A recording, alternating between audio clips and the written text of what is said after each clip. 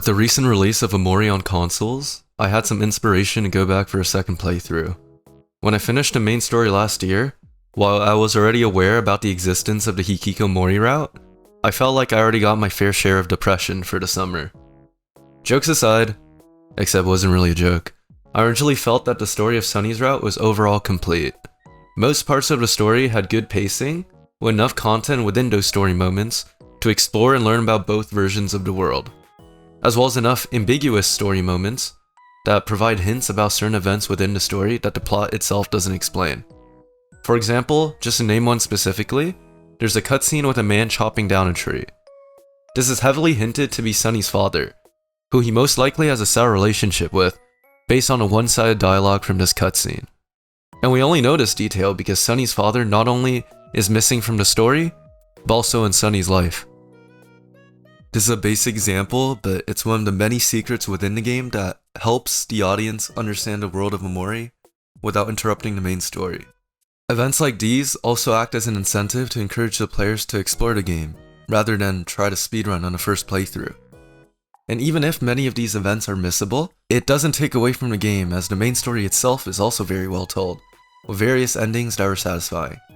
That's not to say that I was feeling joyous after witnessing the bad endings, but it just means I felt like they did a good job at showing what would happen in an alternative scenario. But overall, because I had a sense of closure after completing the game, there was less incentive to start another playthrough, especially since I still have dozens of games sitting in my backlog. But even if I felt like the story was complete, in my first playthrough, I still probably missed many of the hidden content in the game, with their own unique writing and enjoyable character interactions.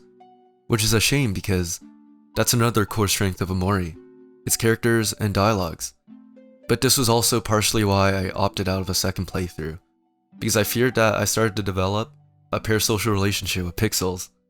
Starting the Hikikomori route would not only mean ignoring Best Boy's invitation on the first day to trigger the start of the route, but also neglecting the other main characters, while being aware of their problems and circumstances, and fully committing into becoming the worst version of Sunny.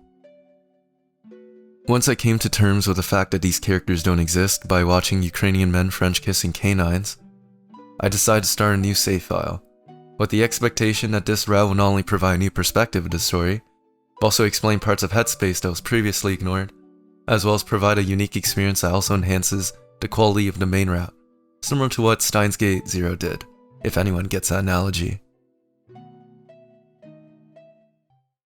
So did a second playthrough meet those expectations? Well, yes and no. Were my expectations a bit too high?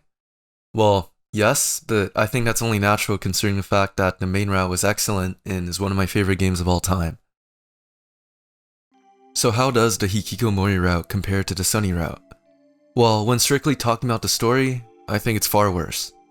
To add on to the analogy I made earlier, without any spoilers, Steins Gate is also what I think is a complete story. However, Steins Gate Zero is an alternative route of the story, which has its own unique plot, but also connects in the main route and gives answers for niche parts of the story that adds a new perspective to the entire world of Steins Gate. The reason I mentioned this is because even if Zero didn't exist, Steins Gate would still be as good as it is, but the existence of Zero not only enhances what was already good, but also provides its own quality experience as a separate plot. Unfortunately, I can't say the same for the Hikikomori route, where all it adds to the main story is more ambiguous plot points, and with its overall short length, it's hard to see it as its own entirely independent route.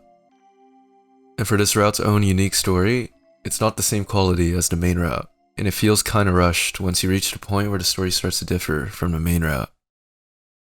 Meanwhile, the majority of the playtime in this route is still identical to the main route, with the exception being real world, where instead of exploring faraway town, you're completing equally exciting activities.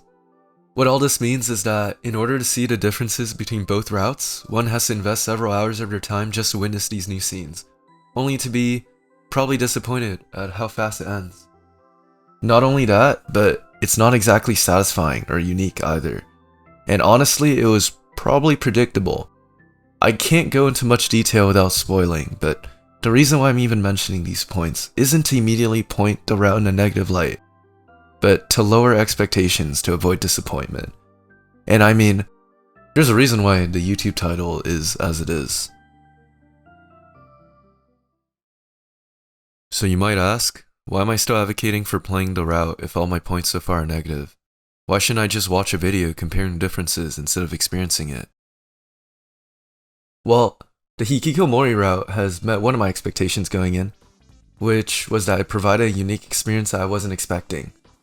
And this was definitely a surprise to me, as I wasn't expecting to start enjoying the gameplay as a result of this route. If you've watched my OMORI review, I originally believed that the gameplay for OMORI wasn't one of its strengths. And I don't attribute this newfound enjoyment of the gameplay just because it's on a second playthrough, where most people will be naturally more comfortable with the game mechanics. I personally never struggled with the gameplay, nor did I ever hate it. It was visually attractive enough to make me appreciate the battle sequences, and it was usually relaxing. But I would say it was not even close to the most memorable factor about this game. However, this route provides far more battle opportunities, with a much higher increase in difficulty, as well as introduced new gimmicks for certain bosses.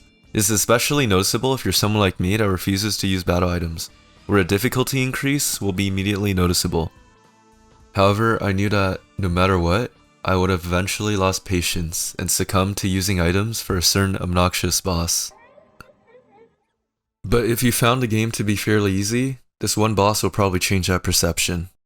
Also, the console version of OMORI adds another new difficult boss, but unfortunately, I don't have access to that on PC, haha. Haha! Regardless though, like I said before, it's not like I originally hated the combat in this game. It was more than tolerable, and while the route didn't convince me to love turn-based combat as a whole, I think the bonus content to the gameplay with its added challenge and unique mechanics is one big reason to play the route. You also don't have to grind for new battles either, as you can simply level up fast through Dino Dig on the last day. Although I don't recommend doing that until you've beaten every boss, aside from the one that I claimed was difficult, which will be very easy to recognize once you find them. Once you do find them, feel free to max out your level, as that is usually the recommended level to fight them anyways. And while I said the story felt disappointing, the added parts of the world are not. Not only are there new side quests and even new areas to explore, but also reasons to go back to older areas. Not just to access the new battles, but also because there's added content to set areas. Some relate to the lore of the world, while others are simply unique experiences that are worth witnessing. For example, I'll reveal parts of an area that is restricted to this route, and to avoid spoiling the experience, I won't reveal which screenshots are fake. But just the idea that some of these images could be real should act as an incentive to want to explore this route. This brings me to my final point, which is the fact that a core aspect of OMORI is its side content, which includes all the side quests that you missed in your first playthrough, as well as hidden content and secrets that remain unexplored by many players. There's so much content that is definitely missed by a large percentage of players who have already completed this game, and that's the main reason why I think a second playthrough is even worth it in the first place. While I'm usually someone that explores a lot before progressing, even I missed many secrets on my first playthrough. For example, this wall. There's no way it's always been here, right? And this pond. There's no way I missed this on my first playthrough. Surely this is exclusive to the Hikikomori route, right? Even the Hikikomori route itself could be considered hidden content, as a method to unlocking it isn't the most obvious. And based on the percentage of players who have completed content within this route, it's safe to say most people either haven't started, or are completely unaware that it even exists. There's somehow even more people with the Pet Rock Champion achievement than every Hikikomori achievement. So either they're all cheaters, or it's a difficulty problem. Which it can't be, because the Pet Rock achievement is literally harder than every boss in the alt route. Anyways, back on point. Let's say we take out the exclusive content of the alt route. Is there still an incentive to play again? What is the reward?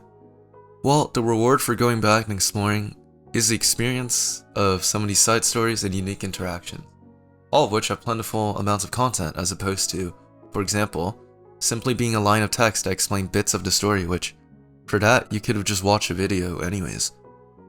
This doesn't sound the most appealing, but a wise man once said, the best designed side quests are one that distract you away from the main game, but provide an experience similar to a main story quest, and builds upon the world of the game or adds a fresh and enjoyable experience while taking a break from the main story.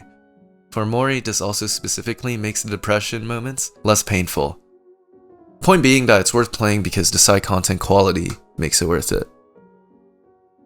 And all this content makes use of one of the biggest strengths of OMORI, which is its writing and character interactions. I would assume the majority of players who have completed this game enjoy the interactions between the main cast, so if I were to say many more exist outside the main quest, that in itself should feel like an incentive. The reason why this all connects back to the Hikikomori route is because it not only adds more of the same type of content, but also gives you the opportunity to complete everything within Headspace on the last day of the game. There's no artificial timer that is quote-unquote forcing the player to act fast because of plot reasons, in case you're someone that leans too heavily towards the role-playing aspect. Instead, this route's last day allows you to explore the world at your own pace, similar to an open-world game. So to answer the question of should you consider doing a second playthrough of OMORI, the answer is yes. While the final portion of this video strayed away from talking about the Hikikomori route, it's definitely worth playing as well as completing any side content that is available on both routes. However, you shouldn't expect the quality of the alt route to match the main route in terms of story, because it definitely won't. And whether that's due to the budget, lack of time, or other reasons, I don't think that's what they were trying to achieve either. Playing through the majority of the game will also feel repetitive because before the last day, it is literally the same as the Sunny route. However, even still, I think it's worth it to experience the later portions of the route if you're a fan of the game, which I would assume you are if you manage to get a video explaining the benefits of a second playthrough on your recommended. Personally though, all things considered, I don't think the route enhanced my experience of OMORI because, well, I felt like my first experience was already near perfect, but I definitely do appreciate it more now, and it's worth experiencing everything to see the true quality of this game. And once you're done with it all, that's when you realize that there's even more content in Faraway Town, and you start your third playthrough on the main route.